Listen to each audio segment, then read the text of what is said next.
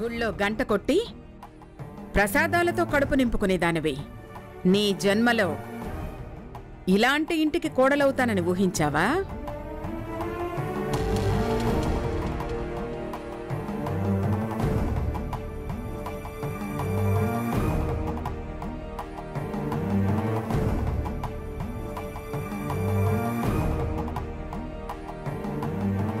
నేనేనాడు ఆస్తులు, ఐశ్వర్యాలు, అందలాలు ఇవేవీ ఆశించలేదు. అసలు జరిగిందేమిటో ఎందుకో కూడా ఇప్పటికీ అర్థం కావడం లేదు. అంతా దైవ నిర్ణయంగా భావిస్తున్నాను. ముందు ముందు అర్థమవుతుందిలే. ఊహించినవేవీ నీవి కావు. పథకం రచించి మోసంతో నా కొడుకు చేత పసుపుతాడు కట్టించుకోవచ్చు. మోసమా? నాకు మోసమే. ఆ తాళి నీకు భార్య హోదా ఇవ్వదు.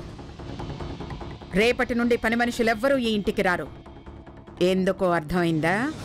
నేనొచ్చానని వాళ్లతో అవసరం లేదని చెప్తున్నారా? తెలివైందానివే, అందుకే ఇంత కథ నడిపించావు.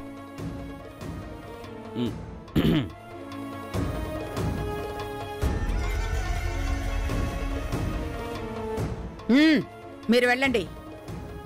ఈ ఇంటికి కొత్త పని మనిషి వచ్చింది. ఇంకా మీరెవ్వరు అవసరం లేదు. ఈ క్షణం నుండి నువ్వు వీడి పట్టమహేషివి కావు, ఈ ఇంటి పని మనిషివి. కట్టుకున్నవారికి, వారిని కన్నవారికి సేవ చేసే భాగ్యం నాకు కలిగినందుకు సంతోషిస్తాను. లలితాంబ, కోడలు మంచి గుణవంతురాల్లా ఉంది. మీరాపుతారా?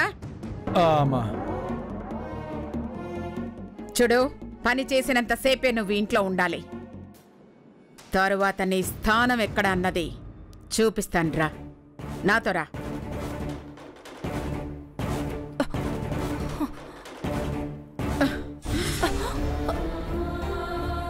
ఇక నుంచి నువ్వు ఉండబోయే గది ఇదే. సంతోషం. ఈ భాగ్యాన్నైనా ప్రసాదించారు. ఏ పూజారి దేవుడితో పాటు దేవాలయంలో ఉండడు. అతి తెలివి ప్రదర్శించకో. మీరేమైనా అనండి అనుకోండి అత్తయ్యగారు. వద్దు, అలా పిలిచే అర్హత నీకు లేదు. సరేనండి, మీరు అనుమతించినప్పుడే అలా పిలుచుకుంటాను. అది ఈ జన్మలో జరగదు.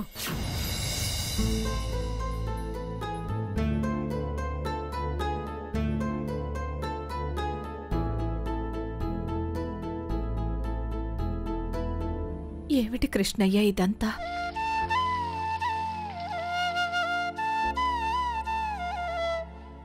ఈ బంధం వేసి బంధించేశావా? నేనేమైనా ఆశించానా? ఆశపడ్డానా? ఏమిటి నాకీ శిక్ష?